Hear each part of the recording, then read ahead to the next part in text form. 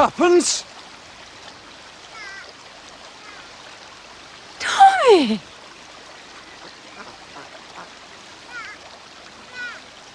You! Of all people, you!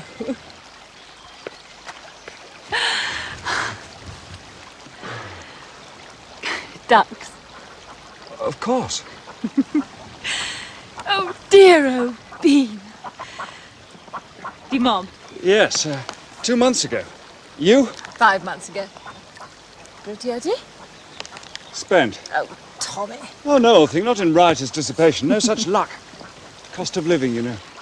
My dear boy, there's nothing I don't know about the cost of living. Can you afford 1 and 3pence? Of course I can. Oh, you always were a shocking liar. Come on, let's adjourn. A pot of tea, a currant bun, and each pay our own.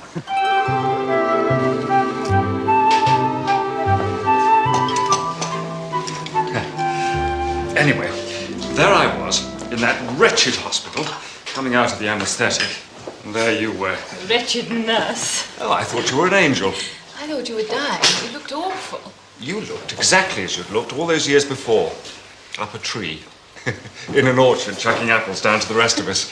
It was an affecting reunion, I agree. That's not true. You did look rather cleaner. Anyway, a month later, they sent me back to the front. 1916. Seems a lifetime ago. When I told her she couldn't have the flat after all, it was simply a bargain, my dear. Just like the one Mabel Lewis brought back from Paris. Ridiculous conversations people have. Do you know, I heard someone talking in the street yesterday about somebody called Jane Finn. Did you ever hear such a ludicrous name? How about a job? Any prospects? Oh, there aren't any jobs. Anyway, even if there were, they wouldn't give them to me. I mean, why should they? I'm an ex-serviceman with absolutely no qualifications whatsoever. Money's all I think about. Money, morning, noon, and night. Same here. I've tried all the orthodox ways of making money. How about the unorthodox? Oh, if only we could get ourselves known, people might hire us to commit crimes for them. And just how do you propose to get in touch with our would-be employers? Advertisement. Got a pencil and paper? Yes, as a matter of fact, I have. Somewhere. Oh. Good. There. Now, how about, young officer, wounded in the war, twice wounded in the war. Here we are. 2 young adventurers for hire, willing to do anything, go anywhere. Pay must be good. No reasonable offer refused. I should think any offer we get to that would be a pretty unreasonable one. Tommy, you're a genius.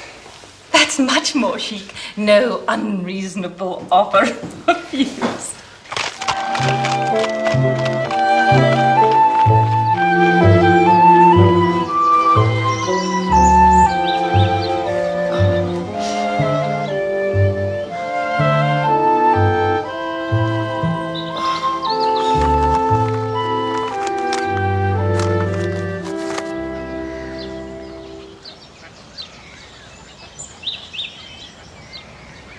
May I speak to you for a moment?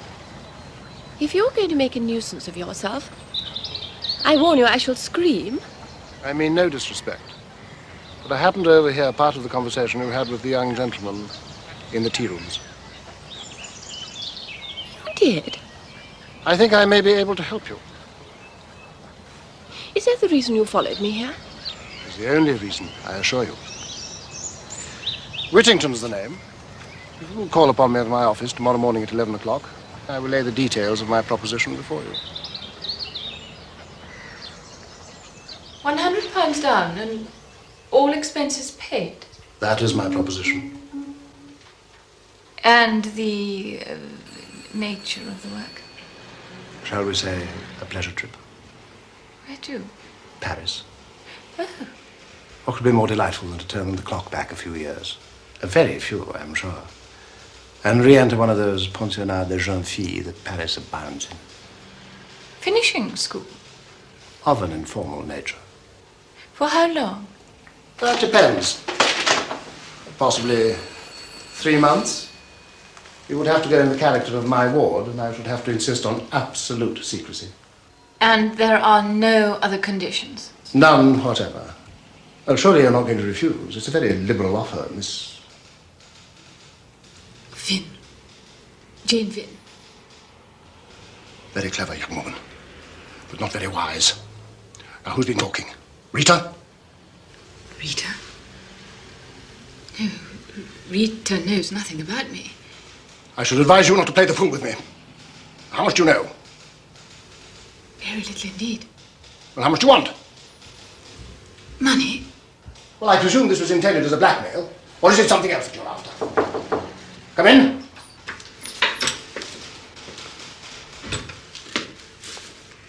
Message for you, sir.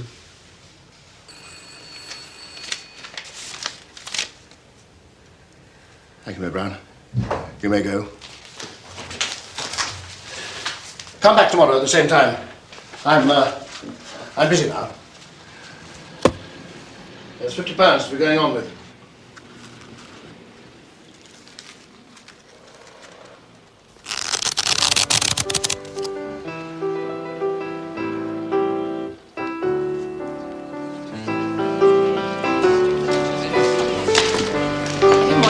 Real name because of poor father. So I just invented one, you know, in case we got involved in anything shady. Perhaps that's so, but you didn't invent it, Tuppence. Didn't I? No, you didn't. Thank you. No, I told it to you. Don't you remember? I said yesterday I'd overheard 2 people talking about a female called Jane Finn, and that's what put it into your mind. So you did, I remember now. Tommy, Yes? what did they like, the 2 men that passed you? Well, one was a big, dark, burly sort of chap.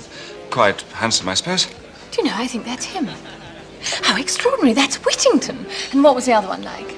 Oh, well, I didn't really notice him particularly. It was really the outlandish name that caught my attention.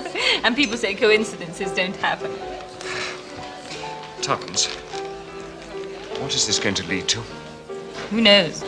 Might get another £50. Yes, well, if you insist on celebrating our newfound wealth in places like this, you'll have to. Were you hungry or weren't you?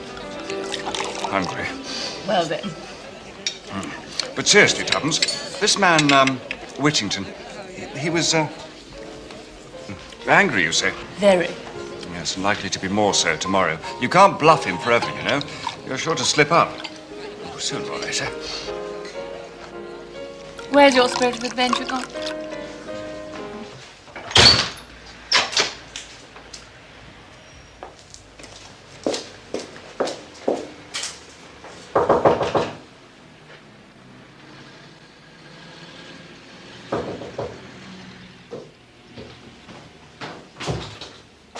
Oh, they've gone.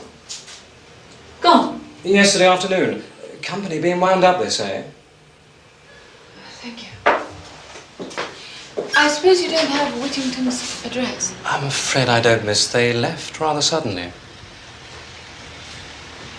Yes, they did, didn't they?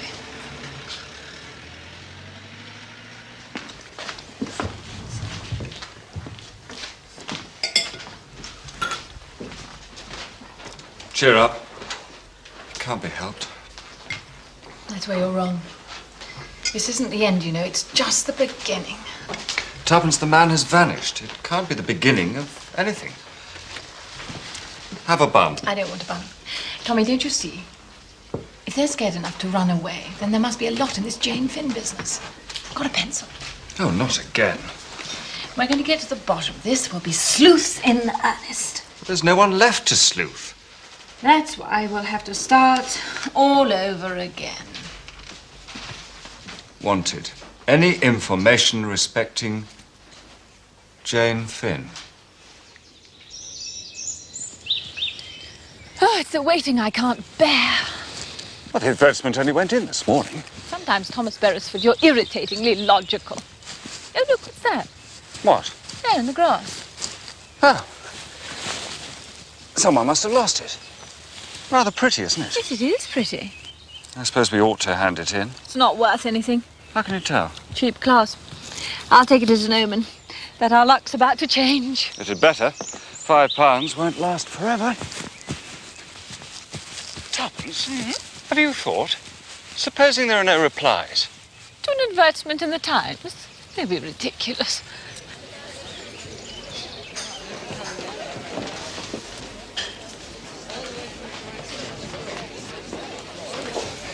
Sorry to disappoint you, old thing. Good money wasted. Tommy. Still, there it is. Only 2 replies. Oh, you devil. Ooh, thick paper, this one. Looks rich. We'll leave it to last and open the other one first. Right you are.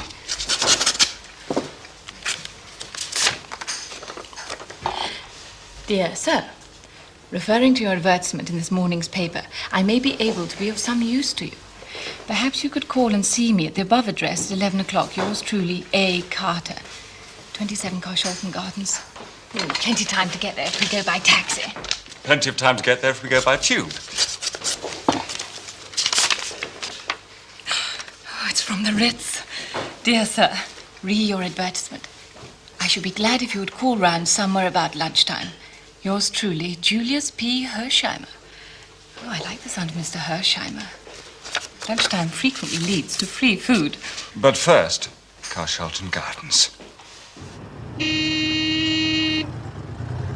What we want to know, Mr. Carter, is what do you know about Jane Finn? Well, the question is, what do you know about Jane Finn? I really don't see what that's got to do with it. Oh, but it has, you know, really. You must know something to have advertised as you did.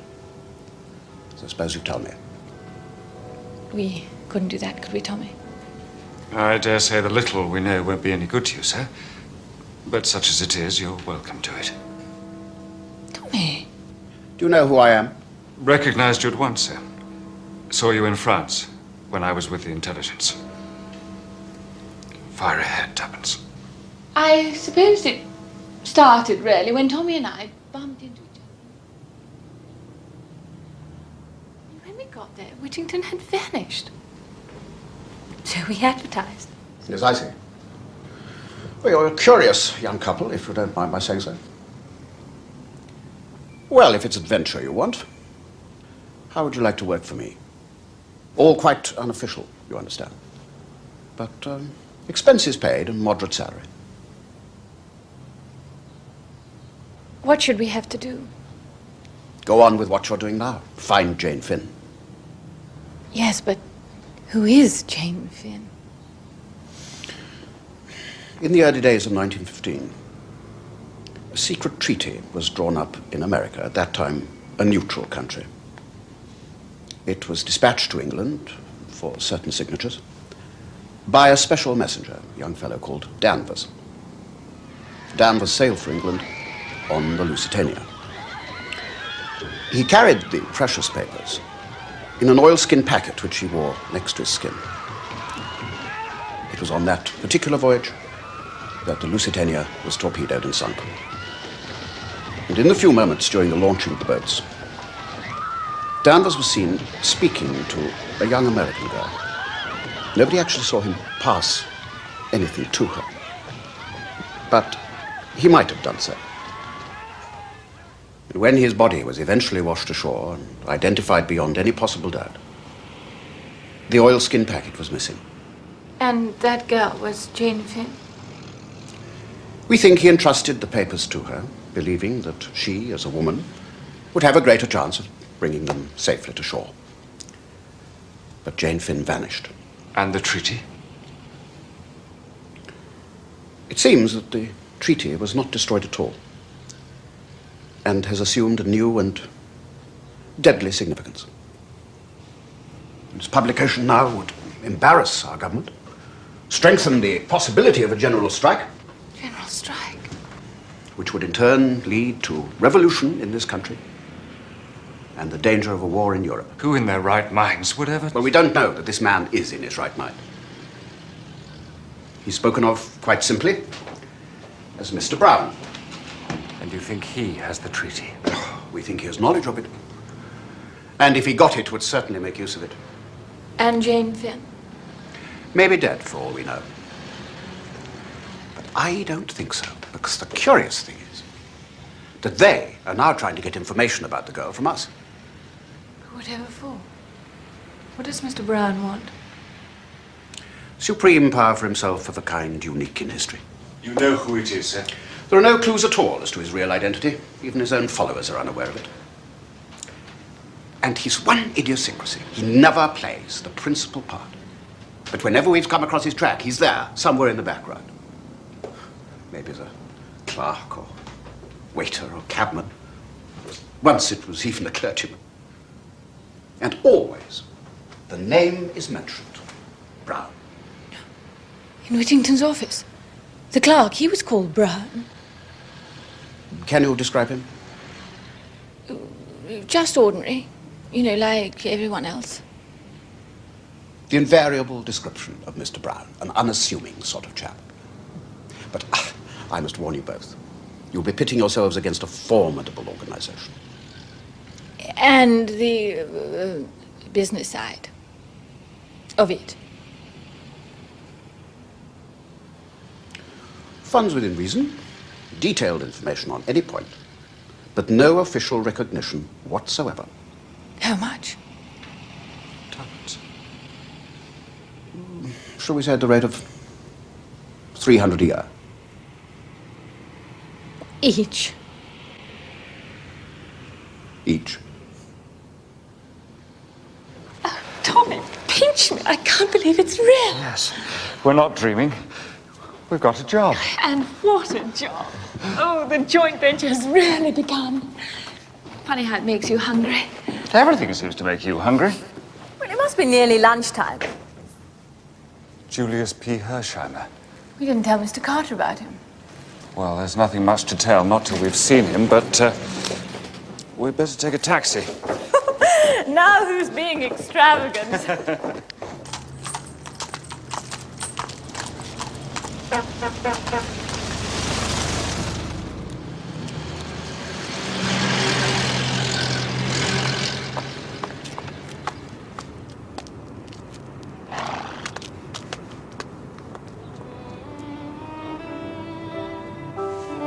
Are you telling us Jane Finn is your cousin? Yeah, my father and her mother were brother and sister. Then you know where she is. I'm darned if I do, don't you? We advertise to receive information, Mr. Hersheimer, not to give it. I know, I can read. But I thought maybe it was a bit of her past history you were interested in. You might know where she is right now. Are you telling me the truth? Oh, we really don't know where she is. Well, I know why I'm trying to find her. Why are you trying to find her? Why are you trying to find her?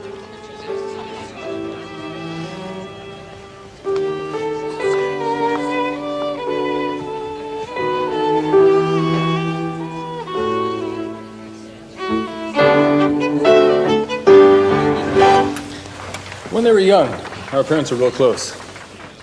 They had a row, a big row. My Aunt Jane, that's Jane's mother, insisted on marrying the man she loved, except the man she loved was poor. In my experience, most men are. Do you mind? Oh, thanks. My father was hopping mad. Said if he ever struck oil, he was speaking metaphorically, understand, she wouldn't see a cent of it. Then he went and struck oil. Literally. Yeah, my daddy ended up the third richest man in America. Then last fall, he died. And I got the dollars. So now you're the third richest man in America? And I wanted to share my wealth with the only living relative I knew I had left in the world, Cousin Jane. But when I went to track her down, I discovered she just plumb vanished. That's why I'm trying to find her. Why are you? Well, you see, we're kind of private investigators Not kind of. We are. who have been hired to try to find your cousin, because it's thought that at the moment she disappeared, she had, quite unknowingly, got mixed up in some political show. She may be held somewhere against her will. Well, that makes some sense.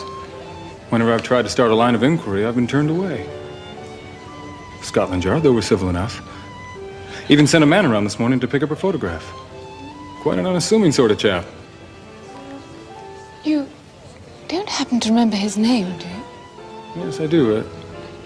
No, I don't. I've got it here, though. Just have a sec. Here it is. Inspector Brown. You're sure? Quite sure? Well, I guess I must have been mistaken. Thank you. Goodbye. Well, you were quite right, Miss Tuppence. There is no Inspector Brown at Scotland Yard. I'm sorry. I don't understand. Why would anyone want to steal Cousin Jane's photograph? Was there anything special about it? Well, to me there was.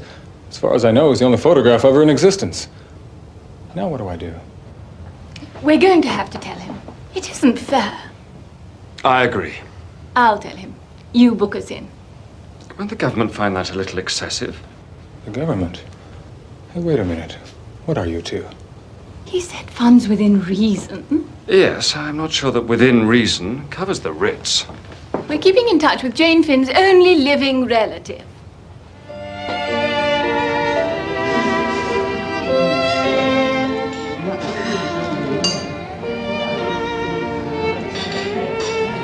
Well, if you'll excuse me. Of course. I'll see you both later. I'm off to do a little sleuthing of my own.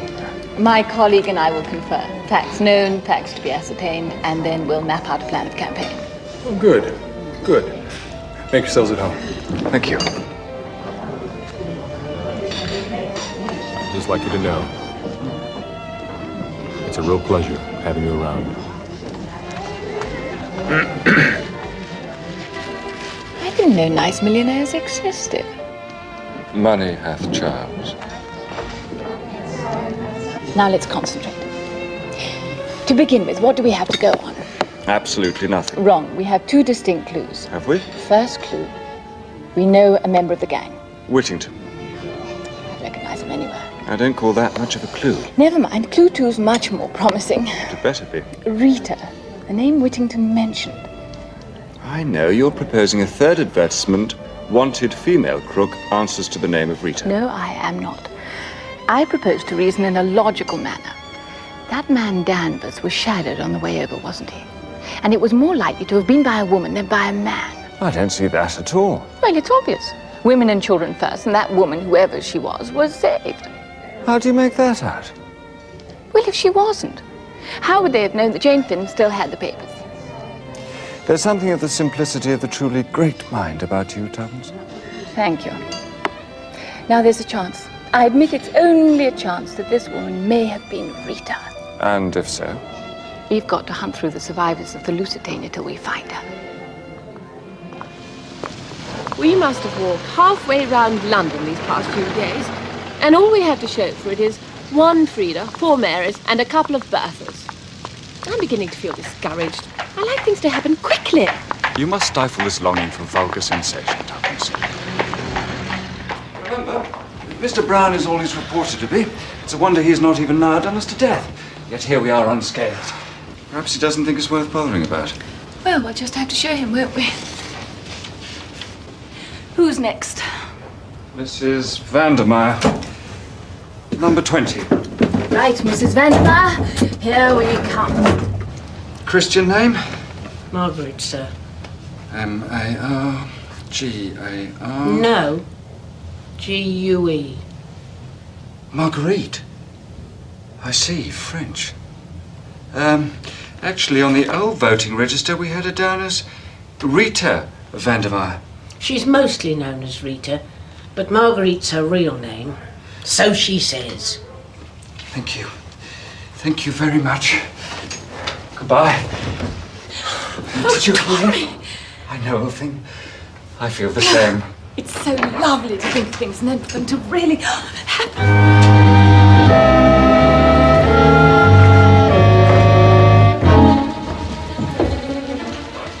What the devil? Quick, follow them. I daren't he might recognize me. Who are they? I don't know who the fair one is, but the dark one, that's Whittington.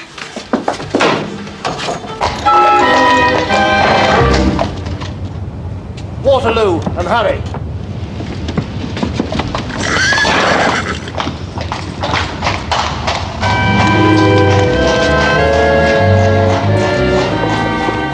You busy? What's it worth? Half a crown? Sorry, Gov, got an urgent delivery. Not that urgent, mind you. Come on, then. Jump up.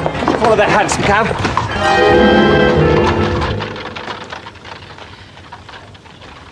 It ain't like that, Sonny. It ain't. Good guys, good cops, bad cops. It ain't that easy. Isn't here, miss? If they've got dark hair and swarthy skins and don't shave proper, they're bad uns. Even the cops. Especially the cops, miss. You sound like a bright young lad, William. Name's Albert, miss. Hey, what's happened to your voice? My voice? Which voice? I have so many voices. He was an American a minute ago. The next minute I'm French, and in another minute I'm Russian, so... Must get a bit confusing. It isn't the voices that are confusing, Herbert. Albert. With all those disguises, can you imagine what it's like going to bed a completely different person from the person who got up in the morning? Like a film star or something. Only wish I were. Know what this is? Secret Service. You shouldn't be telling me that. We know the people we can trust. And we never forget a friend. Know who I'm after? One of the flats. Number 20. Calls herself Vandermeyer. Crook, is she? Ready Rita, they call her. And he always said she was a bad lot. Annie? House parlour maid. She's leaving. Regular turn up they had. Said as though Annie was reading her letters. Oh, she won't find it so easy to get another. Listen. How would it be if you were to say that you had a cousin or a friend of yours had?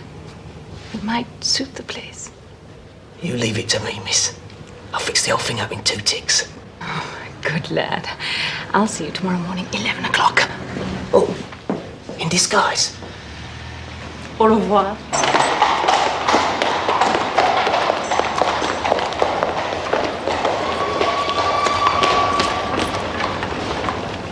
Paper, please.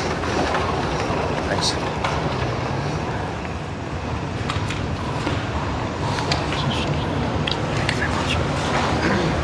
First class single to Bournemouth, please. Just the one, sir. Just the one. Damn. Your train does not leave until 3:30, so we still have 20 minutes.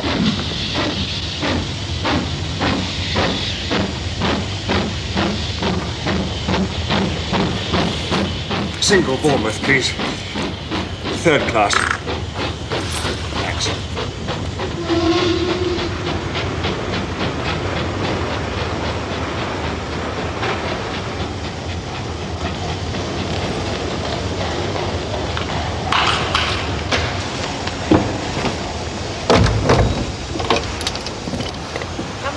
Hyde Park 8181, please. Be there, Julius, be there. Ritz, can I help you? Julius P. Hersheimer, please.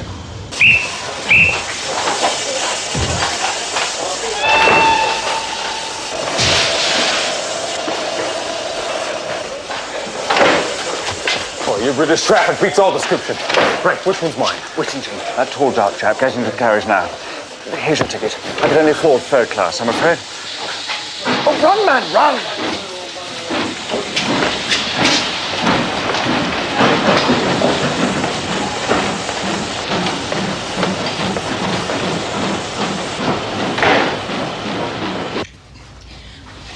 Neither of them. No, miss.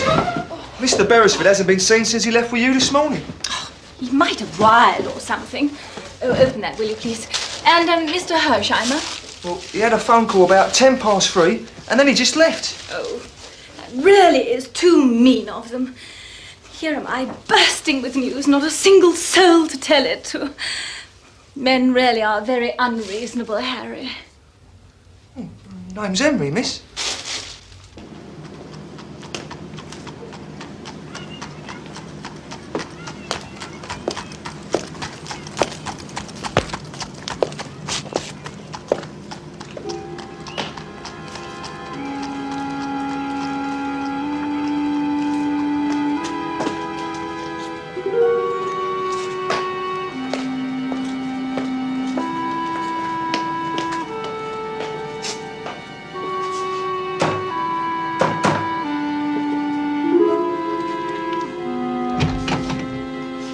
Mr. Brown.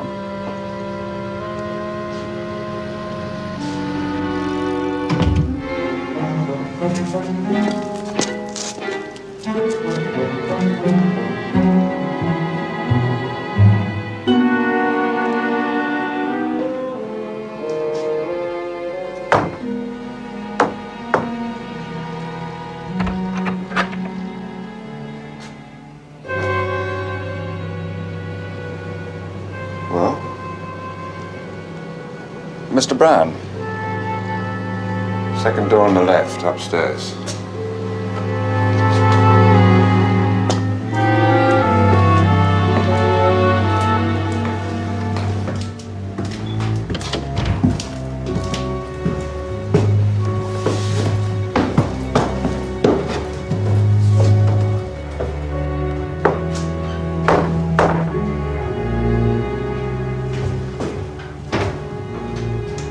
Mr. Brown. Second door on the left.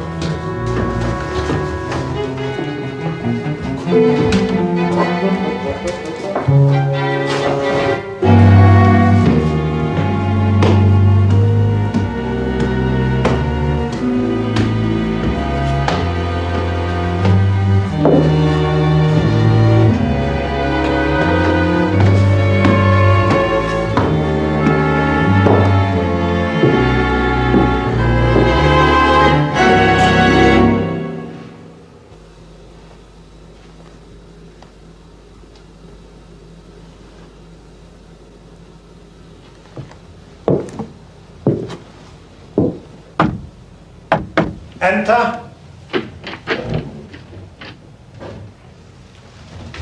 Your number, comrade. I am number 1. We are honored. Greatly honored. We thought it might be impossible for you to get here. One meeting was essential to define my policy. So, let us proceed. Damn.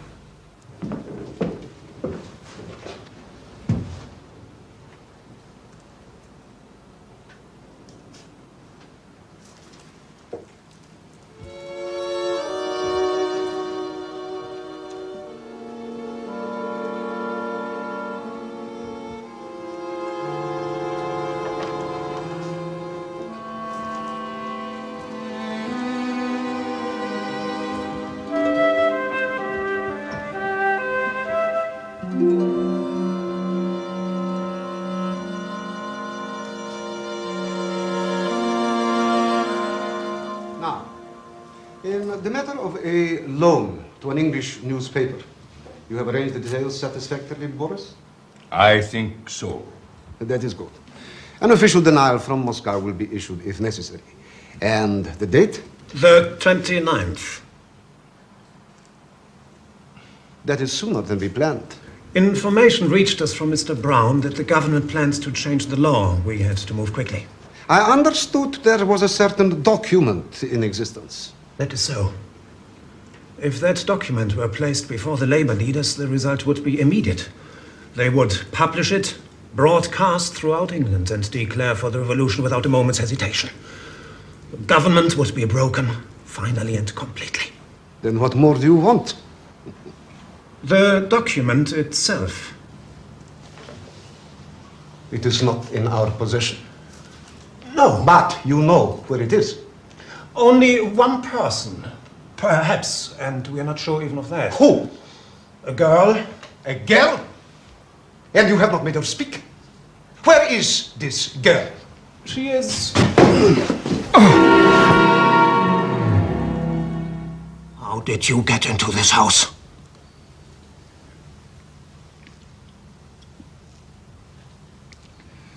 Better ask your watchdog. You let him in. He gave the password. How was I to know? You deny you were listening at the door. Frightfully bad manners, I know, but your conversation was so interesting it overcame my scruples. Unfortunately, it was not a conversation intended for your ears, which is why you will now be put to death. Just a moment.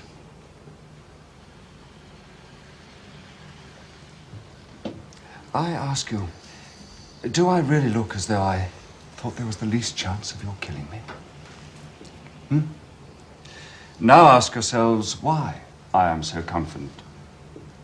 Gentlemen, because I know something that puts me in a position to propose a bargain. A bargain? My life and liberty against the papers that Danvers brought across from America in the Lusitania.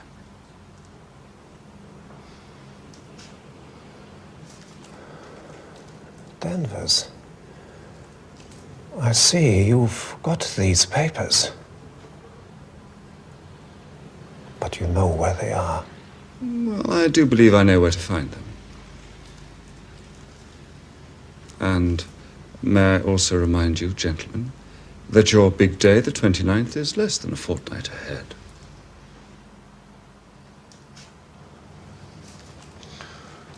We accept on certain terms. The papers must be delivered to us before you go free. Oh, don't be such an idiot. How can I search for them if you keep me locked up here? What do you expect, then? I make two conditions. One, I must have complete liberty to go about the business my own way. And two, I must question the girl. What girl? Jane Finn, of course.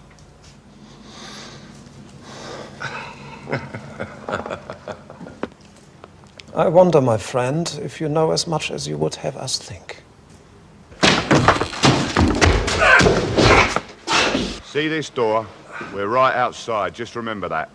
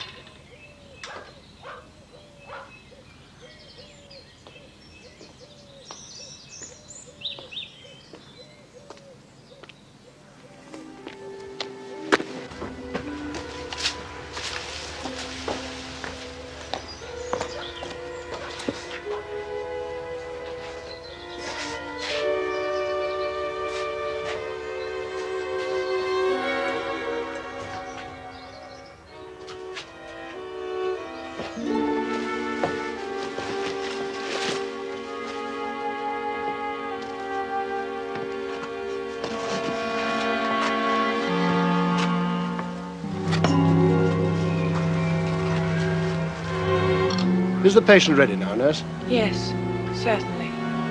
I'll get her.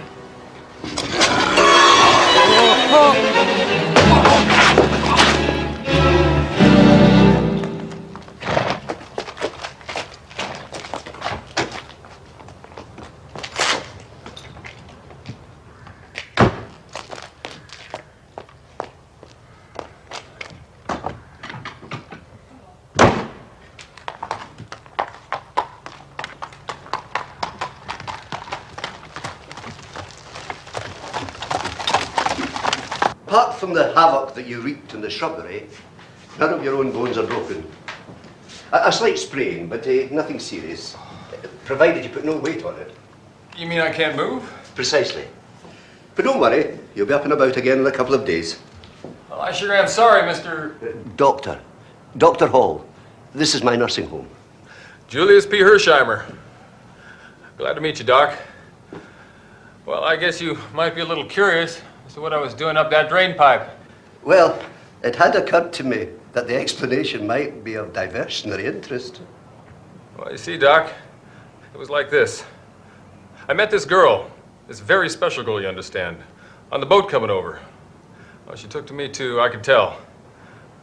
But her guardian didn't. Oh, no, he locked her in her cabin and gave me some guff about her being mentally disturbed and needing treatment. A fair diagnosis of anyone in love, wouldn't you say? Anyway, I knew they were coming to Bournemouth. So I decided to check out all the nursing homes in the area. I climbed up your drain pipe to have a look in, and believe it or not, I thought I saw someone I knew talking to one of your nurses. Mr. Whittington, I presume? That's the man. Mr. Whittington has a niece on staff here. He came to see her. Is he hanging around still? No, he went back to town almost immediately. Well, maybe I can get his address from his niece. Nurse Edith also left here tonight with a patient.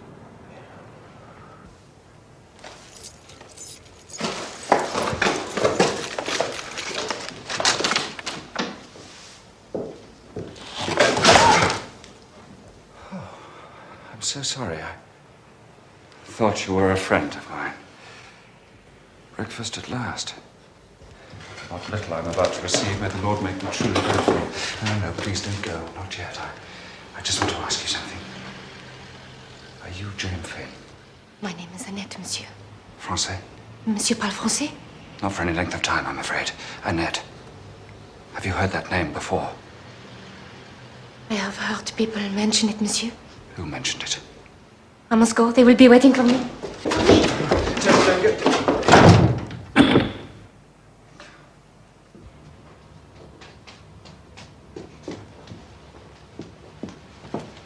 Now that's what I call a disguise. Blessed if I don't know you. Tricks of the trade, Cuthbert, tricks of the trade. Albert, miss. Now then, am I your cousin or am I not?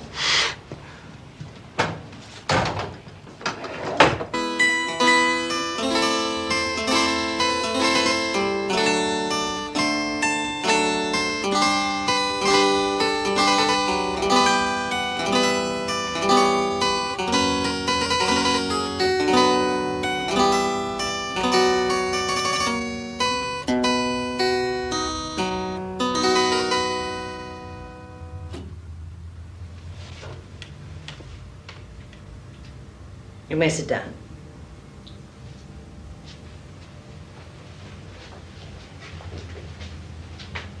How did you hear I wanted a house parlourmaid? My cousin's the lift boy. He thought the place might suit me. You speak like an educated girl. I am an educated girl. But it's difficult these days even for an educated girl to get a job. Your name? Prudence Cooper, Mum. You could come at once, Prudence. Today, if you like. I've got my references. Good. You will find this an easy place. 2 afternoons off a week, Friday and Sunday. I shall be out to lunch today, Prudence. But tonight, I have a very special guest coming to dinner.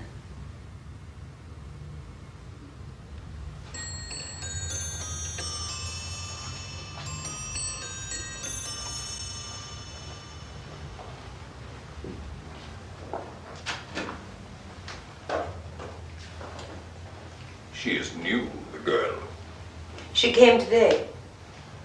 You sure she's safe? The hall porter recommended her. Something of the kind. How do you know he was not bribed? Why on earth should anybody want to bribe him? Really, Boris, sometimes you're absurdly suspicious. Botheration.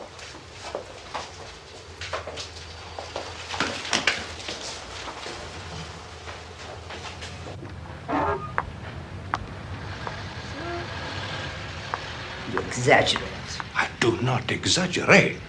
Sir James Peel Edgerton is a celebrated lawyer, a distinguished politician, and a delightful companion. You're a very clever woman, Rita. But like many clever women, you are a fool where men are concerned. You must give him up. I think you have forgotten something, Boris Ivanovich. I take my orders from one man, and one man only, Mr. Brown. And I will tell you what Mr. Brown would tell you.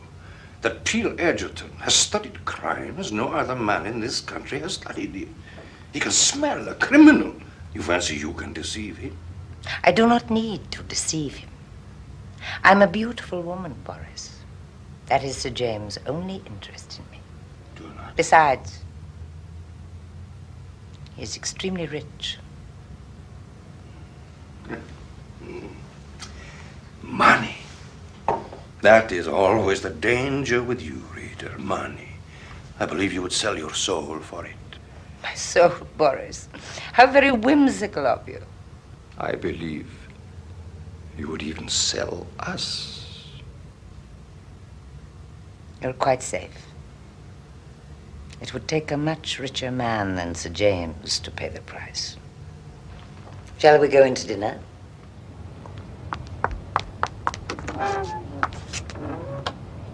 Well, I suppose there's a kind of beauty in the old familiar things, Annette. Annette, look at me. I want you to help me get out of this place. But would you help me? If you could. You have spied on them. They are quite right to keep you here. Wouldn't you do something to help another girl? About your own age? You mean Jane Finn? It is her you came here to look for, yes. Always I hear that name. Jane Finn.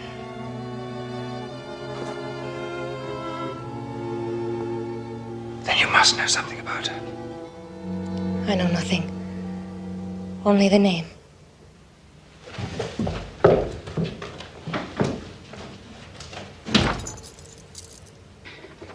Nothing.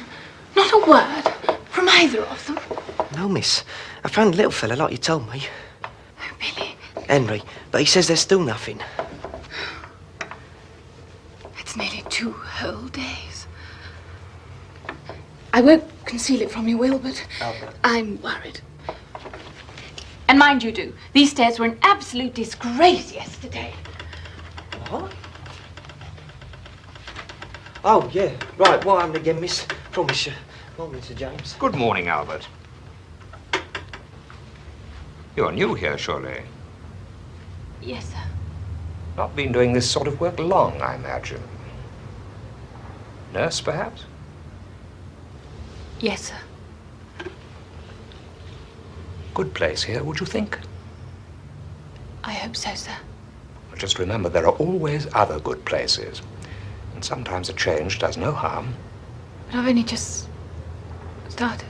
Just a hint, that's all. Tell your mistress I'm here, will you?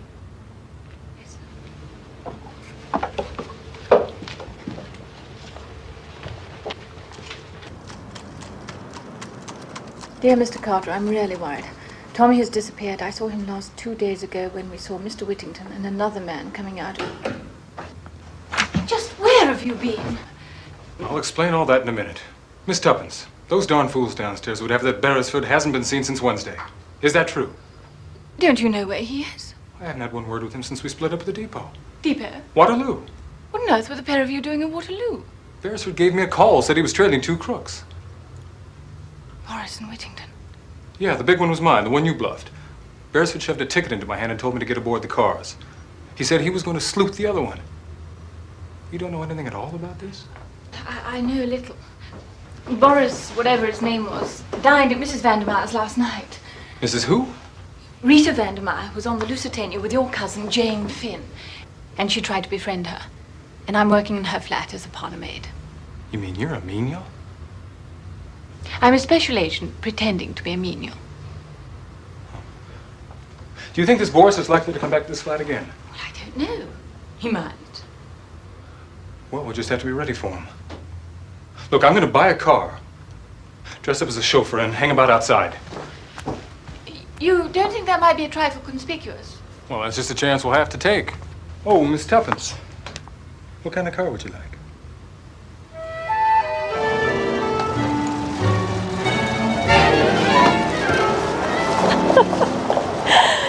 How did you do it? Well, you know your chance with the Exchequer? Not personally, no. Well, I went around to his house over there on Downing Street. Said I reckon this machine was worth every bit of $20,000. Then I told him I'd give him $50,000 if he'd get out of it. And? He got out of it. Which is why, of course, he's the Chancellor of the Exchequer. It could be. Come on, hop in. I'd like to see these South Audley mansions of yours. Oh, no, I've been thinking. I I think we should concentrate on Mrs. Vandermeyer's other visitor, Sir James Peel Edgerton. Who the hell's he? A barrister, an MP, and an expert at detection. In other words, professional. Even they seem scared of him. Well, he spoke to me this morning, and I think he was trying to tell me something. To warn me. My dear young lady, as far as I recollect, I only mentioned that there were equally good situations to be found elsewhere. But it was a hint, wasn't it? Perhaps. I certainly didn't expect you to turn up here only a few hours later, miraculously transformed, and cross-question me about it. Sir James, I want to know why you gave me that hint. Well, if I had a young sister forced to earn her living, I should not like to see her in Mrs. Vandermeyer's service. That's all I can tell you. I see. Thank you. Thank you very much. And now perhaps you'll tell me what is worrying you. Tommy. Who is Tommy? He's Miss Tuppence's childhood friend. And what's really worrying us is... Where is Tommy?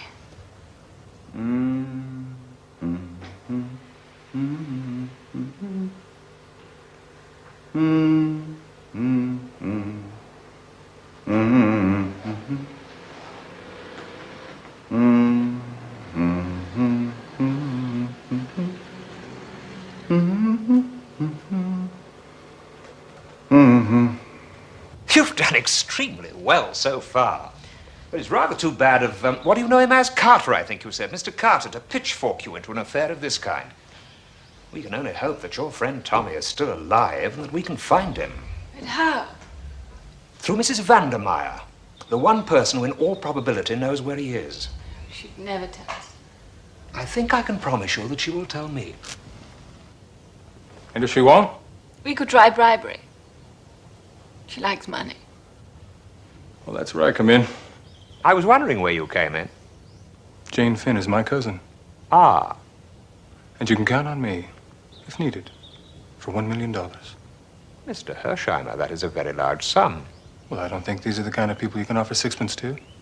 Do you? He's not pulling your leg, Sir James. He is disgustingly rich. So why don't we get down to it? What's your idea, Sir James? Miss! Oh, thank goodness you've turned up. She's going. Who's going? The crook, Reddy Rita. She's packing up and she just sent down word for me to get her a taxi. You're a brick, Cuthbert. Come on. There's a telephone here, isn't there? The flat's mostly at their own, miss, but there's a box just round the corner. Right. Go to it at once. Phone the Ritz Hotel and ask for Mr. Hersheimer. Mr. who? Hersheimer. And when you speak to him, ask him to tell Sir James to come at once as Mrs. Vandermeyer is about to hook him. Hersheimer.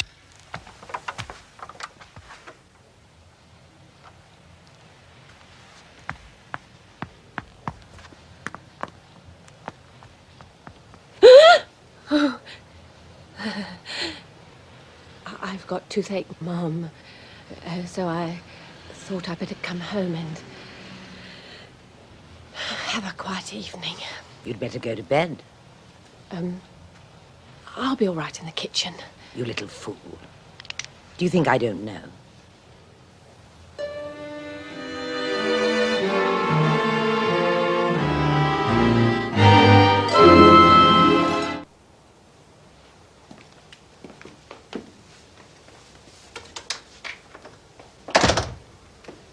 If you struggle or cry out, I'll shoot.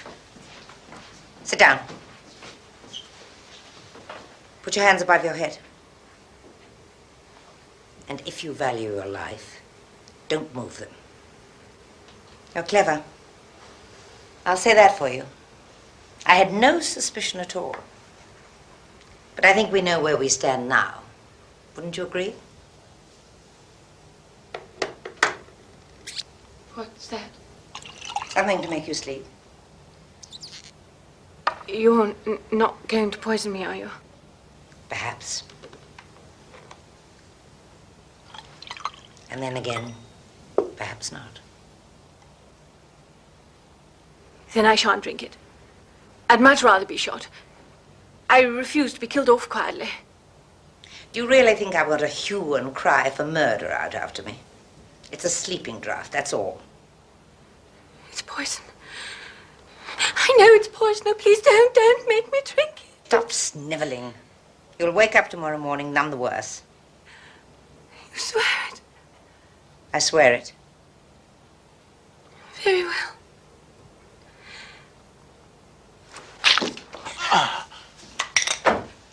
Right.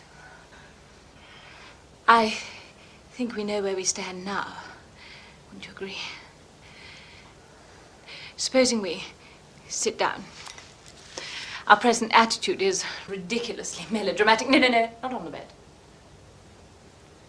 Over here. That's right. Splendid. Now let's talk. What about? Money. Money? Always useful, don't you think? Particularly when there's a lot of it. Do you think I'm the kind of woman to sell my friends? If the price was high enough. You couldn't buy me. I couldn't. But I know a friend that could. Shall we say £100,000? You can take it from me. It's a perfectly genuine proposition. What does he want to know, this friend of yours?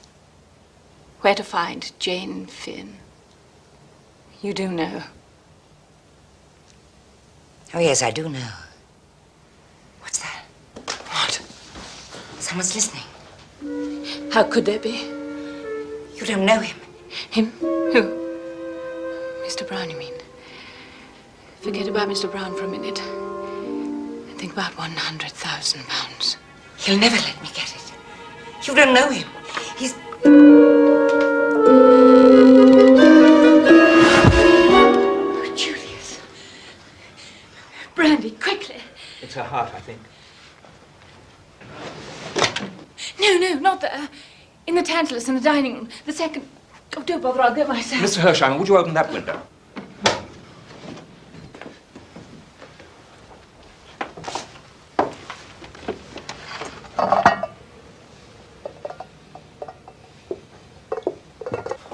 Here. Sir James. Thank you. Mr. Evans, could you help me? Yes, of course. Oh, dear. Let me try.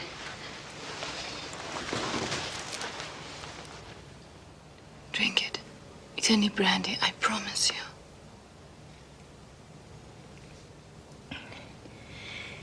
It's my heart.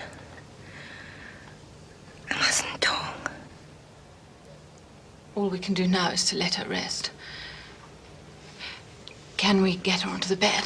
Okay. What happened, Miss Tuppence? I just offered her £100,000 to tell me where Jane Finn was, when suddenly she seemed terrified. Thought she'd heard something, but it was just you two. It's not the most timely of entrances, I'm afraid, but we got the message from young Albert, who was convinced you were in danger. He's right, I was. But how did you get in? Luckily, the porter had a master key. We're not going to get anything out of her till morning. But I don't think we ought to leave the flat. She wouldn't clear out for £100,000. She might. She seemed very frightened of Mr. Brown. Miss Tuppence is right. You don't think he'd get after her between now and tomorrow morning? How would he even know? We have a very formidable adversary, Mr. Hersheimer. And we have an important witness. She must be safeguarded. Well, there's one thing I'd like to know. Who put her up to clearing out? Mr. Brown, I suppose. And in another moment, she would have told me who he was. A bit different from the Ritz, isn't it?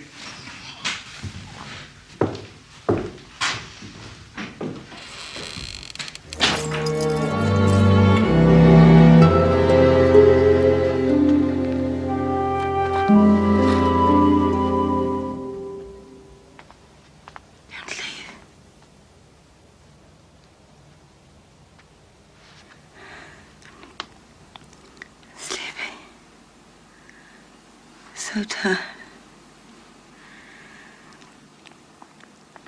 Mr. Brown.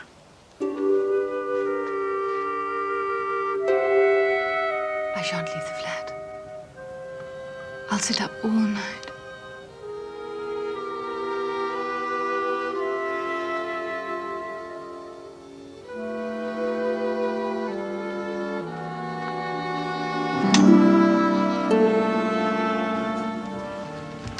Take the key out, please, Miss Tuppence.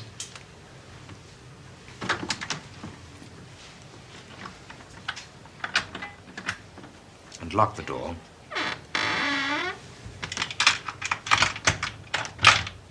Do you have a pocket? Yes, Sir James. Put the key in it, then. There must be no chance of anyone entering that room.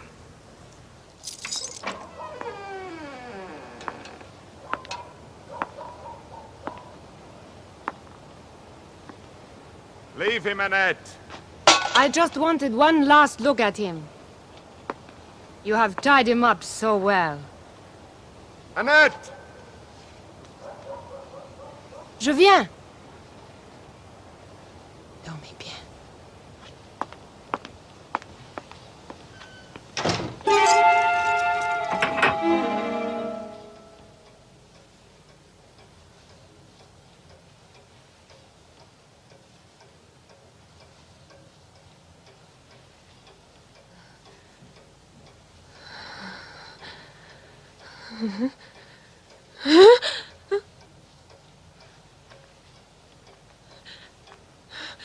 Miss Tuppence, are you all right? I'm sorry. He's here. Somewhere in the flat. I know he is. But you yourself locked the door. The key is in your pocket. There's no other way through to that room.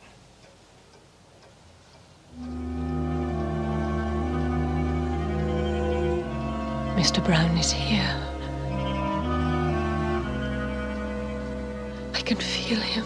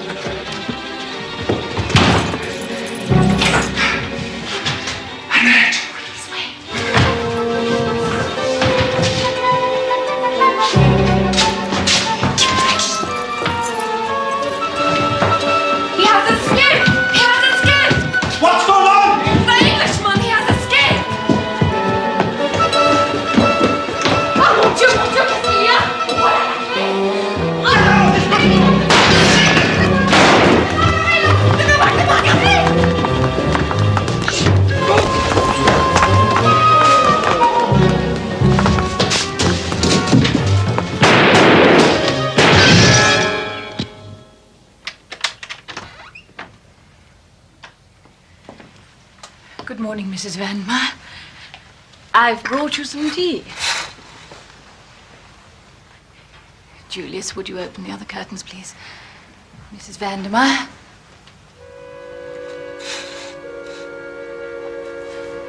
Mrs. Vandermeer. She's dead. She must have been dead for some time. That's impossible.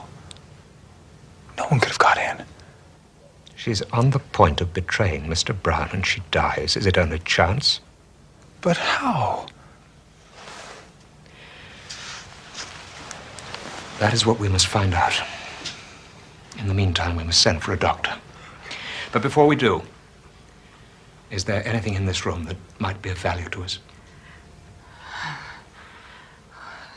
There's that. She kept her jewels and things in it. Keys in the lock. She was on the point of leaving, remember? I should be burning some papers of some kind or another. Unfortunately, she seems to have made a thorough job of it.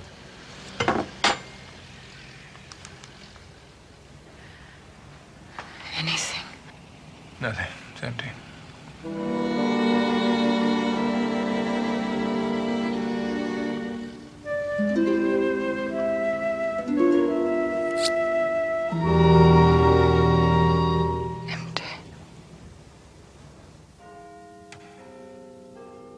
That's number one.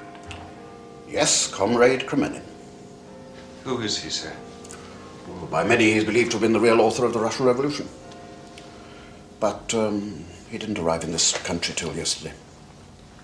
He was at the meeting on Wednesday. I'd swear to it. Well, if he's part of Mr. Brown's organization, anything's possible. Perhaps he is, Mr. Brown. Unfortunately, one of the few facts of which we're certain is that Mr. Brown is no foreigner. A traitor? We've just fought a war. Which some people would prefer we hadn't won. Now, the 29th, you say? Yes, sir. That gives us just over a week. Well, we can deal with the general strike menace. But if that draft treaty turns up, we're done for. England will be plunged into anarchy. Dr. Hall, I wonder if you could tell me, are you acquainted with a Mrs. Vandermeyer? I know her slightly. I have reason to believe that Mrs. Vandermeyer once committed a young relative of hers to your charge. Janet Vandermeyer, her niece. When did she come to you? Oh, as far as I can remember, June or July of 1915. Was she a mental case? She was perfectly sane, if that's what you mean. I understood from Mrs. Vandermeyer that the girl had been with her on the Lusitania when that ill-fated ship was sunk. And she has been in a state of severe shock ever since. What kind of shock? Janet Vandermeyer is suffering from a complete loss of memory. What? She remembers nothing. Absolutely nothing. Well, maybe seeing someone from back home might... Oh, I'm sorry, Mr. Hersheimer. I thought you understood. Miss Vandermeyer is no longer in my care. When did she leave? The same evening that you fell off my drain pipe. A very urgent message arrived from her aunt, and the young lady and the nurse who was in charge of her left by the night train. I remember now. You said Nurse Edith left with a patient. My God, to have been so near. Right. As I thought, the birds have flown. They've stripped the house in Soho and gone. There's only one thing puzzles me. When the mood changed, when they tied me up, Conrad said something about a bit different from the Ritz. But how could they have known?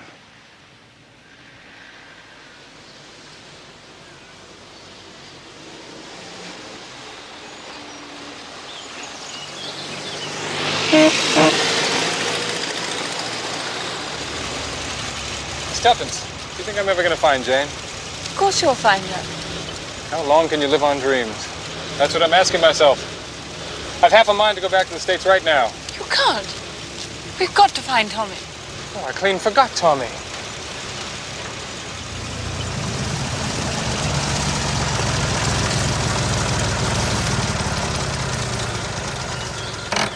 Stuffins, do you mind if I ask you a question? Far away. You and Beresford, what about it? Tommy and I? We're just good friends, that's all. But supposing we never find him And he's dead? It's all right, say it. I can face facts. Well? and all this business fizzles out, you could be kind of lonesome. Oh, I'll be all right. I intend to marry, of course. That's if I can find anyone rich enough to make it worth my while. Well, what kind of figure did you have in mind? Figure? You mean tall or short? No. Income. Oh. What about me? What about you? I admire you immensely, Miss Tuppence, and Thank you very much. I'm proposing to you. Will you be my wife? Oh, I'm sorry, I couldn't. Because of Beresford? No. No. No. No, no, it isn't that. Well, thank you very much and all that, but I'm afraid I'll have to say no. Well, I'd be obliged if you do me the favor to think about it until tomorrow.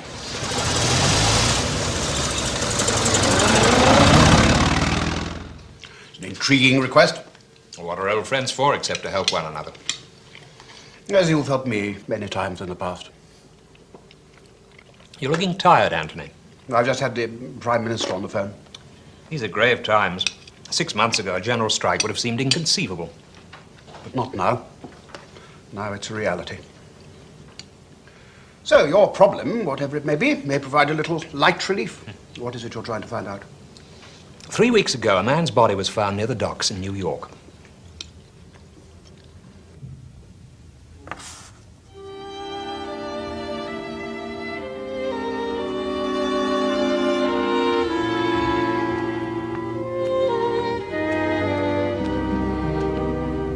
Telegram for you, miss.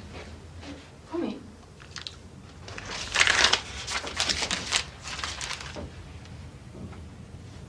Tommy. Get me an ABC, Henry.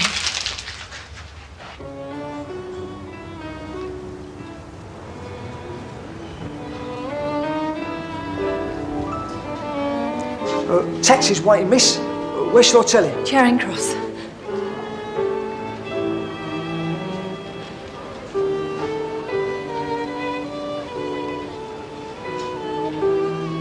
Excuse me. Is Miss Cowley in her room? Oh, I'm sorry, sir. Miss Cowley has just gone out. Beresford! My God, is it really you? Why on earth shouldn't it be? You've been given up for dead. Who thought I was dead? Miss Tuppence. She remembered the proverb about the good dying young, I suppose. Yes, well, there must be a certain amount of original sin in me to have survived. Anyway, I've missed her. She's gone out, it seems. Shopping, I suppose. At lunchtime? That doesn't sound like Tuppence. I'd sure like to know where the hell you've been all this time. Look here. Would you mind if we discussed it over lunch? I'm rather hungry. In fact, we can provide for more days. Not staying at what the wife was Lost her memory? That's what the man said. Oh, now that explains why they looked at me so oddly when I spoke of questioning her. They didn't give you any sort of idea of where Jane was. Oh, I'm an ass, I know. I ought to have got it out of them. Somehow, when I came round, all I could think about was that Kremenin wasn't there. Who's Kremenin? Well, Mr. Carter says he's the man behind the Russian Revolution, but I think he's Mr. Brown's spokesman, not the mastermind himself. More his master's voice, if you know what I mean. Excuse me, sir. The young lady asked me to tell you that she's gone away. Gone away? Yes, sir. She asked for a taxi. Said Charing Cross. So I thought, having asked for an ABC... When did she ask for an ABC? Well, when I gave her the telegram, sir. Telegram?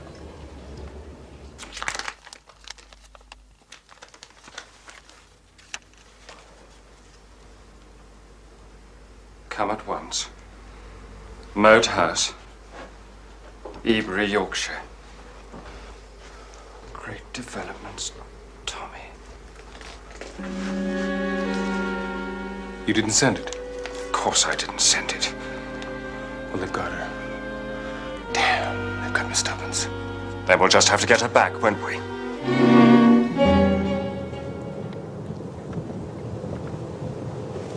Beresford. I wasn't going to tell you this, but considering what's happened, I think I should. This morning, I asked Miss Tuppence to marry me. Oh? I'd like you to know that before I suggested anything of the kind, I made it quite clear that I in no way wanted to butt in between the two of you. Tuppence and I are pals. That's all. A girl always refuses you once, doesn't she? You know, the sort of convention. Refuses? Did you say refuses? Yeah, didn't I say that? Yeah, she just rapped out a no without any reason to it. Then she left me a note. I found it when I went upstairs to pack. What did she say in the note? Here, I've got it right here. See for yourself.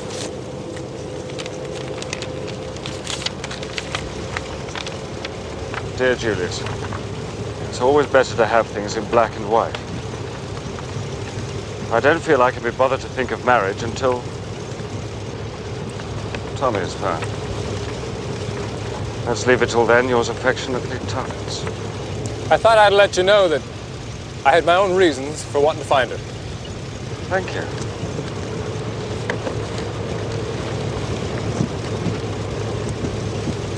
Julius? Henry said Tuppence told the taxi driver to take her to Charing Cross. Well? Trains for Yorkshire leave from King's Cross.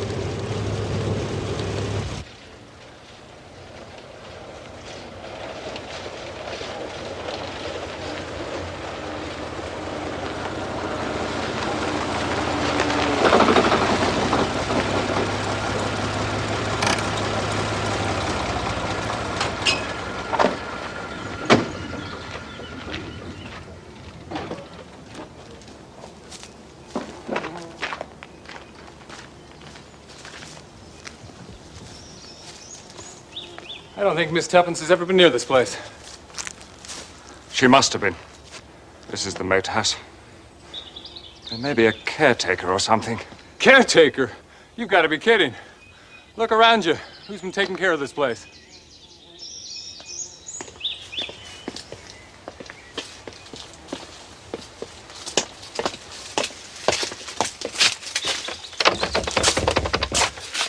Oh, look at that dust.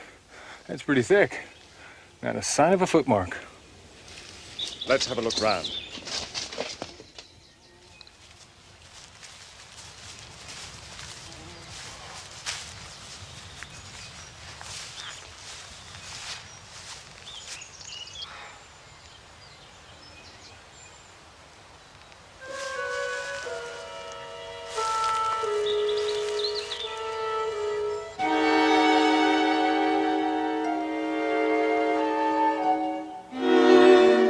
It's Tuppence's. Sure. Absolutely. We found it together in the park. Well, that settles it. She came here anyway. Someone must have seen her. We'll raise hell around here till we find her.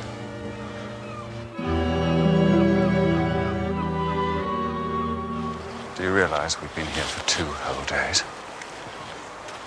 We're no nearer to finding her. And next Sunday is the 29th.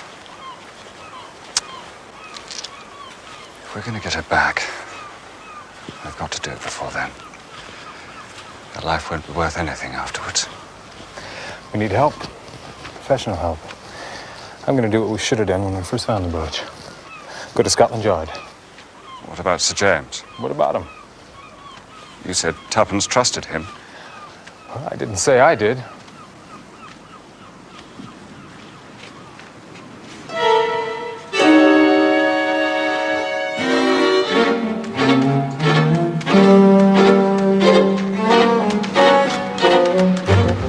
Where did you get those clothes? Where did you find them? Let me handle this, Beresford. You're frightening the child. It's okay, honey. We just want to know where you found the clothes. That's all. Over there, by the rocks. The sea brought them in. They were wet and sandy. We didn't think they belonged to anyone. Was there anything else? Sure. No one's going to be angry with you. There's something in this pocket. The oilskin packet. The treaty. Have your knife, Tommy?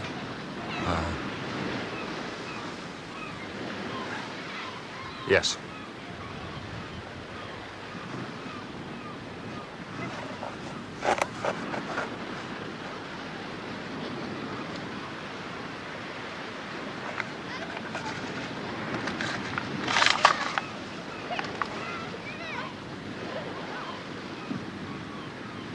With the compliments of Mr. Brown. Dear Beresford, you and I have never met, but I have heard a great deal about you. I've just learned from my friend Carter the tragic news of Miss Cowley's death. I will not try to comfort you with platitudes. She was an unforgettable young woman, and she will not be forgotten. Time will heal, but possibly a change of scene might help it heal more quickly. I have business interests in Arizona. Arizona? And one ranch in particular which needs a good man who might take over as a manager. If you are interested, come to see me.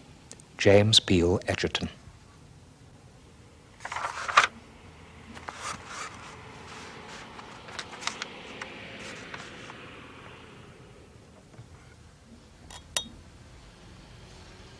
Dear Sir James, thank you for your letter.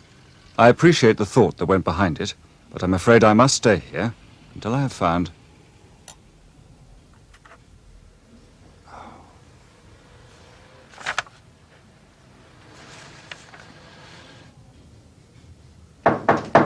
Julius! Julius! Julius, look here, old chap. I'm sorry Julius?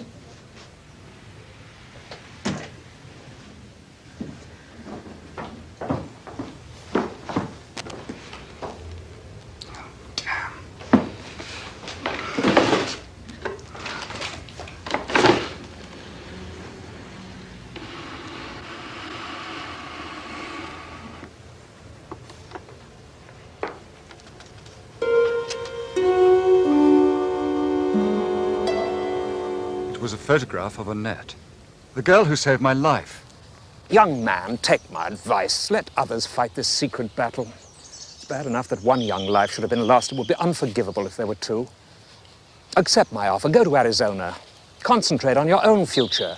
Let those of us like Carter and myself, whose lives are more than half over, worry about the country's. Don't think I'm not grateful, sir. But I must find out what happened to Tuppence. If what they say about her is true, then that's something that has to be avenged. What about the telegram? Telegram? Well, Carter says she received a telegram, the one that lured her away. I don't understand. It's just possible that the telegram that you read was not the telegram that was sent. Perhaps that's why Henry said Tuppence told the taxi driver to take her to Charing Cross, when, logically, she should have said King's Cross. Come on, check something like that. Some men have more power outside the cabinet than within. It may take an hour or so. I brought him up the back stairs. I hope I did right, sir, but he was the one that brought the message for Miss Cowley, and she hasn't been back. And there's no one in that Rita's flat. And he's worried. Wheel him in, Henry. I want to... This will arrive for you, sir. Oh. Thanks.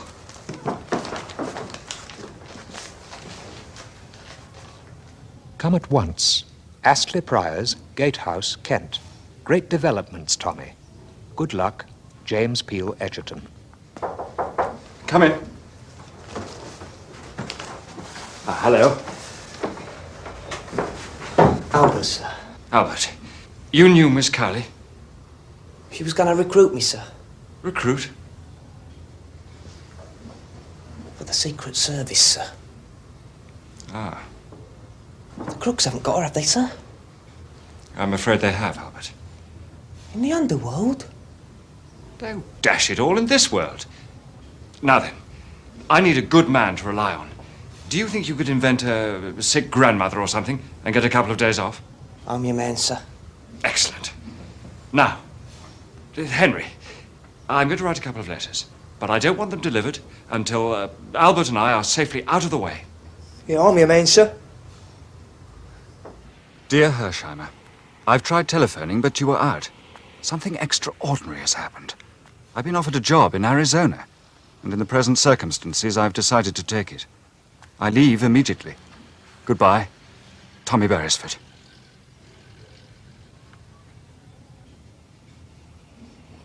Damn fool.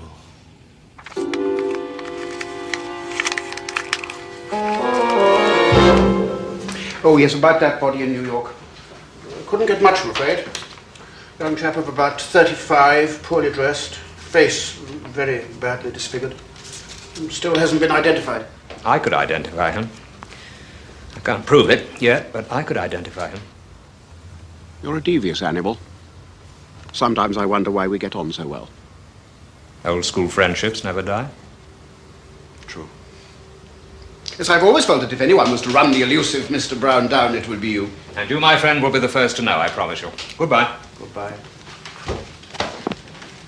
Well, this arrived for you by hand, sir. Thank you, Watson.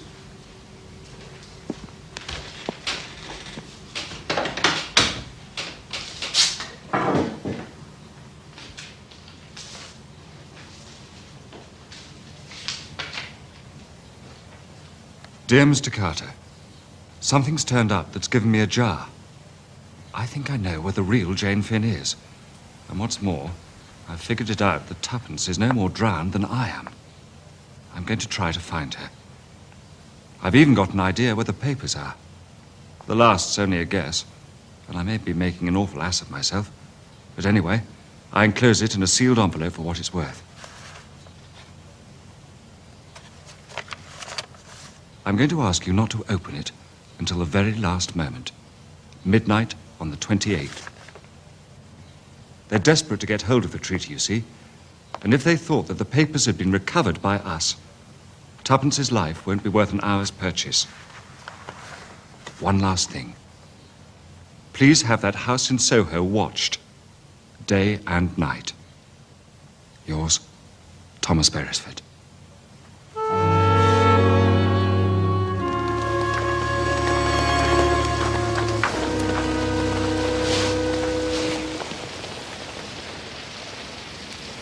Looks very quiet, sir.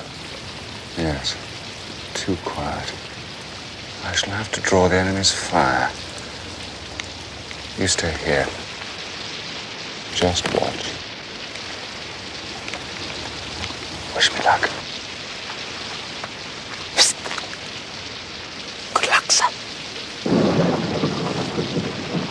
And when they told me just how beautiful, when they told me how beautiful you are, they'll never believe me, never.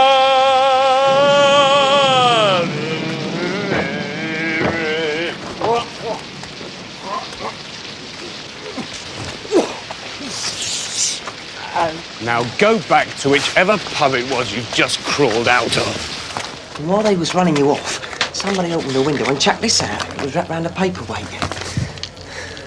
Tomorrow, same time. Albert, did you see who threw it? Well, I couldn't tell who it was, Gov. Anyway, something ought to happen because I replied. You did what? Well, I scribbled a message, wrapped it round a paperweight and chucked it back through the window. What does it say, this message of yours? That they, whoever it was, could find us here at the inn. Your zeal, Albert, could be the undoing of us.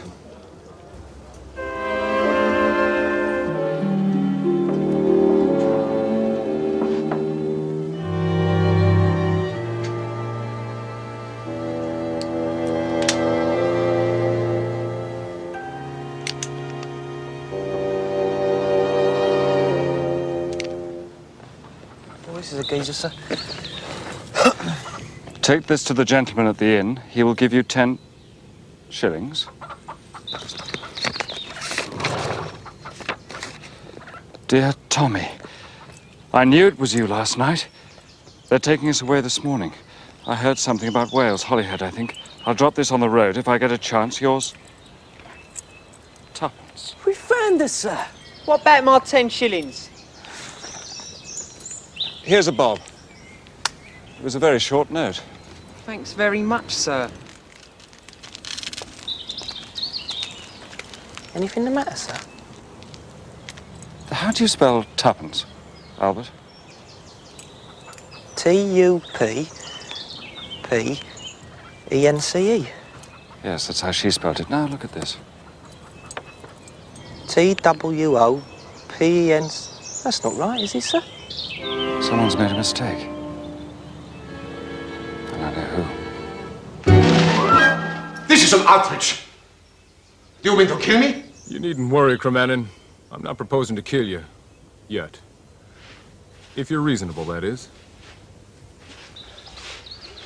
What do you want? Money? No, I don't. I want Jane Finn.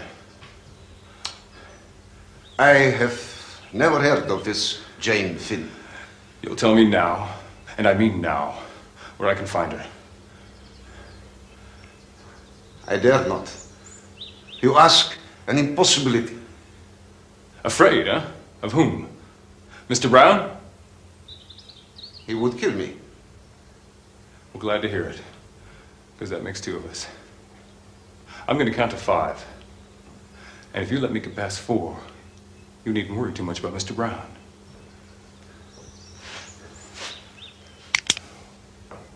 One, 2, 3, 4. Too much.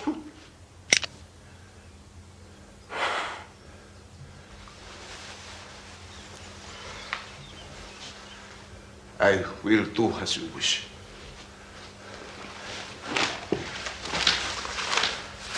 Where is she? At the gatehouse in Kent.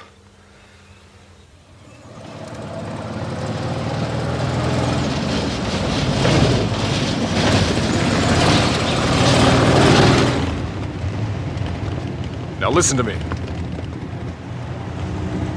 I'm gonna tell you just exactly what I want you to do. You're gonna drive straight up to the house and you're gonna ask for the girls. I never agreed. Now listen. You're gonna ask for the girls. And you sure as hell better make it good. Now relax. I'll tell you a story about a man I shot once in Alaska.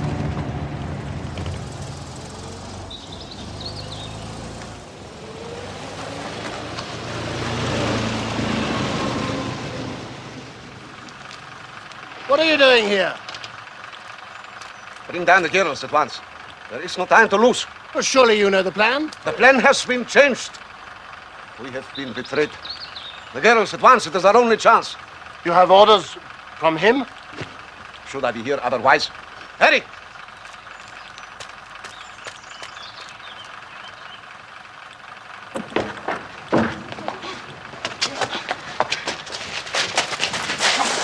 Come on, move. Move. Don't have to. Move with your toe. Hold her right there! Julius. Take it away, Miss Tuppence. Move over, Criminal. Hold it! I said hold it. Stop him, you fool! Get away!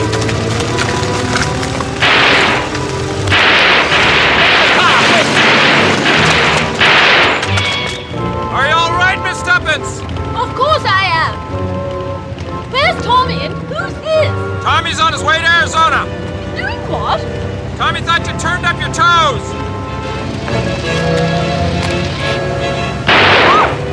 Breathe in, everyone!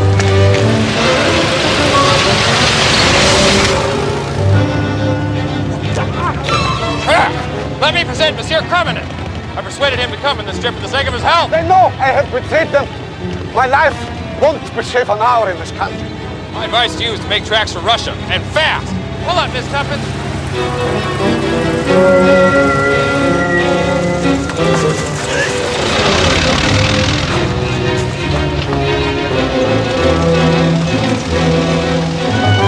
Stop! Stop! Annette, are you all right? Annette, is that what you call her? That's her name, isn't it? This is the real and original Jane Finn you're looking at.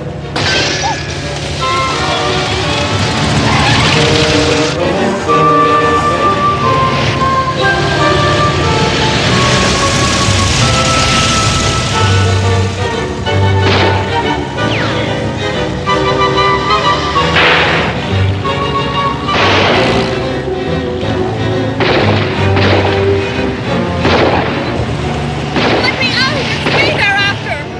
Let me out and you'll be safe! I guess there's nothing wrong with your memory, is there? Been fooling them all this time.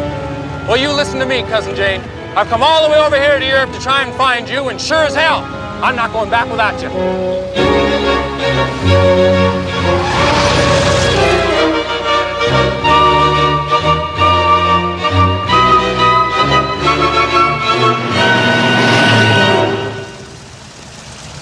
Is it left or right, Julius? Right. Sorry. Tommy! Hello. Where the hell have you come from, Beresford? I was in the bushes by the drive. Hung on behind. Couldn't let you know before at the pace you were going. Rotten shots, the lot of them. Now then, you girls, get out. Out? There's a station just up that road. You don't think you can fool them by leaving the car? You and I aren't going to leave. You're out of your mind. You can't let the girls go off alone. Take her with you and do just as I say. Take the train to London, go straight to Sir James Peel Edgerton. You'll be safe with him. You're crazy. Jane, stay where you are. Get out, both of you, or I'll shoot. Come on, it's all right. If Tommy's sure, he's sure. What the hell? Dry up, Hersheimer.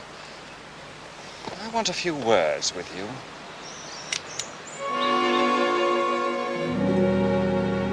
At first, well, I had no suspicions. But on the boat to Holyhead, I began to get frightened. This woman, Mrs. Vandermeyer, Rita. She tried to make friends with me, but there was something about her I just didn't trust. And she'd been near me on the Lusitania when Mr. Danvers gave me the papers.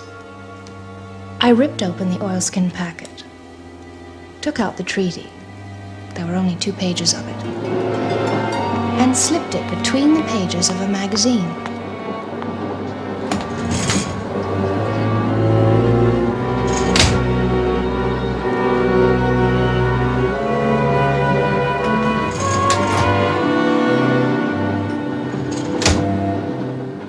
And in the end, I found myself in the same railway carriage with Mrs. Vandermeyer after all.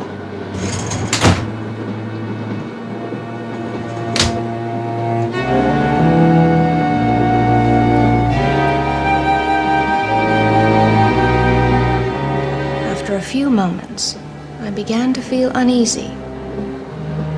So I decided to leave the carriage. As I tried to get out, I felt a terrific blow on the back of my head.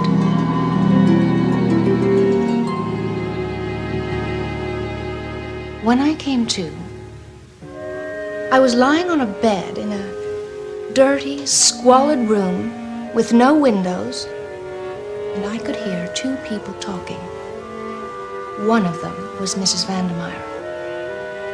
They hadn't found the papers yet and were speaking of torturing me until they found out where they were. Suddenly, something put the thought of loss of memory into my head. I opened my eyes and started babbling in French. Mrs. Vandermeyer called to the man she'd been speaking to. Spoke to me in French. He asked my name. I said that I didn't know, that I couldn't remember anything at all.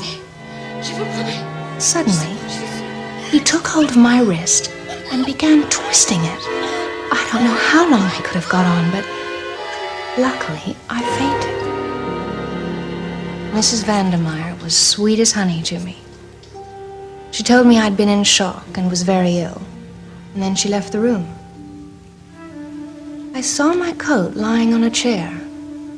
The magazine was still rolled up in the pocket. I got up as softly as I could.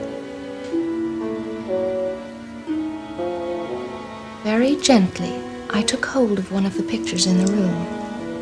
One of Marguerite with her casket of jewels. The back of the picture was quite loose.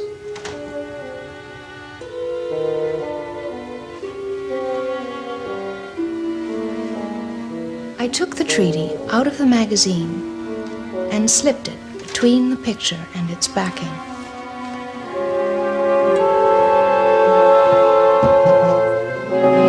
And the papers are still in the back of that picture. We must get there at once. Tonight? Tomorrow may be too late. Besides, by going tonight, we have the chance of capturing Mr. Brown. I'm sure it is his plan that we are to lead him. And he imagines the risk is not great, since he will enter in the guise of a friend. You know who Mr. Brown is, don't you? I've been certain for some time. Ever since the night of Mrs. Vandermeyer's mysterious death. There we were up against the logic of facts. Either she took the chloral herself, or else... Yes. It was administered in the brandy you gave her. Only 3 people touched that brandy. You, Miss Tuppence, I myself, and one other. Julius. What are you saying? That Julius is Mr. Brown? Julius, my cousin? Not your cousin. The man who calls himself Julius Hersheimer is no relative of yours. Believe you. Oh, the real Julius set out to look for you, that much is true. But 3 weeks ago, his body was found in New York. Shabbily dressed, the face disfigured to prevent identification. Julius Hersheimer had ceased to exist. Mr. Brown took his place.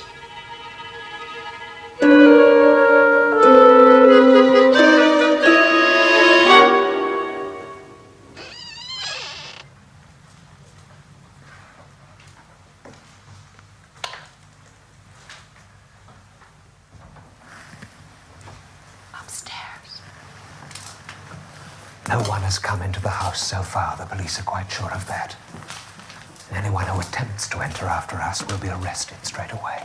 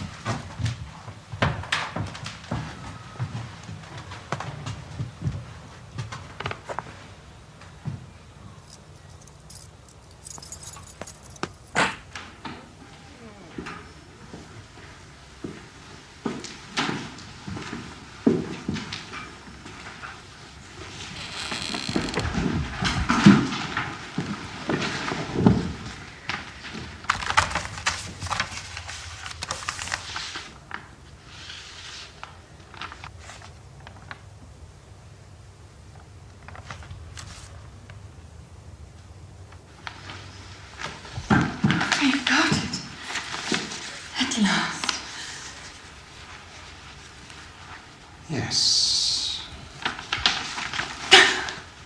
Oh, we succeeded.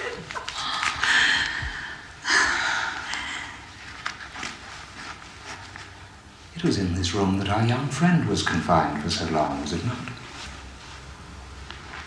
A truly sinister room. You notice the absence of windows and the thickness of the close-fitting door.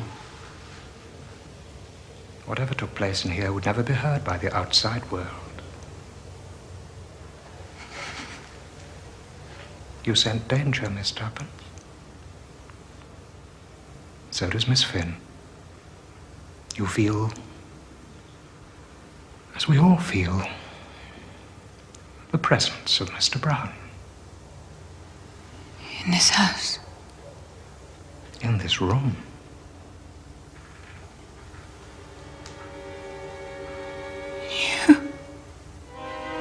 That's right, Miss Tuppence.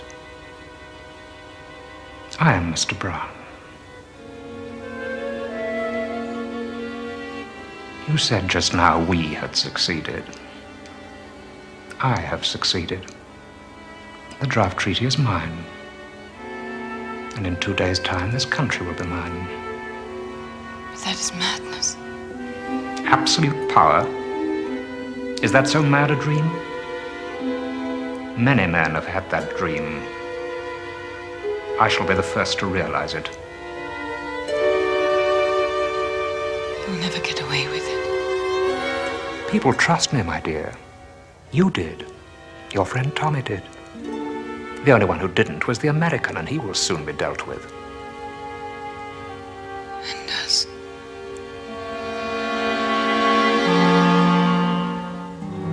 Neither of you will leave this room alive. Shall I tell you how it will be? Sooner or later, the police will break in, and they will find the 3 victims of Mr. Brown. 3, not 2, you understand. Fortunately, the 3rd will not be dead, only wounded, and will be able to describe the attack in a wealth of detail. The treaty, of course, is in the hands of the assassin, Mr. Brown. Once you outwitted me. You will not do it again.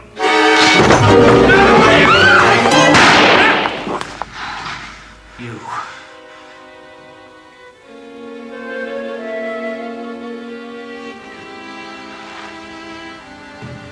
Ave Caesar. Te morituri salutat.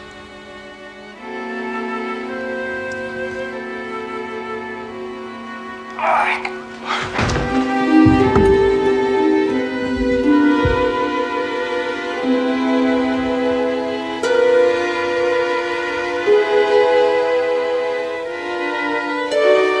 I enjoyed it very much. It was I didn't know there was Beresford, please tell me, when did you first cast me as the villain? Oh, well, like you, I suppose. I realized that if Mrs. Vandermeyer hadn't committed suicide, only two people could have killed her. One was Sir James, a pillar of the establishment, seemingly totally above suspicion, and you, about whom we knew very little. Thank you. Well, we knew he was the third richest man in America. We knew he claimed to be. Sorry, Julius. Then I found that photograph of Annette in the drawer and realized she had to be Jane Finn, even if you didn't know it yourself. But you said that that photograph had been taken from you by Inspector Brown. Well, I was telling you the truth. It had. Then how did you get it back again? Believe it or not, I found it. In the safe in Mrs. Vandermeyer's bedroom. Right. I knew you were lying when you said you'd found nothing. The one thing that always puzzled me was how they linked me with the Ritz. Now, as far as I was aware, only three knew. Tuppence, Julius, and Mr. Carter. It wasn't until after I got free that I discovered one other person knew. Sir James. And that it was immediately after he'd been told that I was ordered to be killed. I couldn't quite make a decision. Sir James or Julius? Well, I had one big advantage over you. I knew it wasn't me. Yes, well, I kept an open mind. I left that note about Arizona for you so you'd think you had a clear field. Then went to see Sir James and told him everything I knew. Everything? Except where I thought the treaty was. But when did you know it wasn't Julius? When I got the bogus note, it was printed, not handwritten, but it was really the signature that gave it away. Tuppence. Good thinking, Tommy. Well, it's the right way to spell it, isn't it? Twopence. But only someone who had never seen your signature would have spelt it like that. Julius had seen it. You wrote him a note once. How do you know about that? Oh, there's quite a lot I know that you don't know, I know. If you knew it wasn't Julius, why did you hold him up at gunpoint? I knew that unless Sir James was actually caught in the act, so to speak, Mr. Carter would never believe it of him on my word alone. Yes. To my eternal shame, you're right. The girls had to lead Sir James to that house and the Marguerite picture. On the way up, I told Julius the whole story. Beresford has said that I would never have believed Sir James Peel Edgerton to be guilty unless he was caught in the act. Well, he was an old friend, a close friend. But I didn't know that he was also a madman. And in this diary of his are all the details of the coup that the courage of you young people has averted. There'll be no general strike now, no revolution, though the country came perilously near it. So, I give you a toast. The joint venture, which has so amply justified itself by success. Joint venture. The joint venture. Joint venture. Thank you.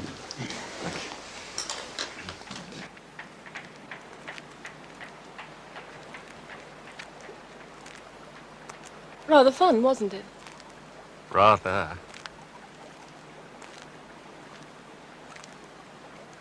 I like Julius. You're not to marry him, do you hear? I forbid it. Absolutely. Do you understand? He doesn't want to marry me. He really only asked me out of kindness. Oh, really? Oh, it's quite true. He's head over heels in love with Jane. I expect he's proposing to her now. They'll do for each other very nicely. Don't you think she's the loveliest creature you've ever seen? I dare say. But I dare say you prefer Sterlingworth. Oh, dash it all, Tuppence, you know. By the way, what will you do now? As your uncle's decided to give you an allowance, will you accept Carter's offer? Or Julius's invitation to work in America? Oh, I shall stick to the old ship, I think. Though it's awfully good of her, Shammy. Besides, I feel you'd be more at home in London. I don't see where I come into it. I do.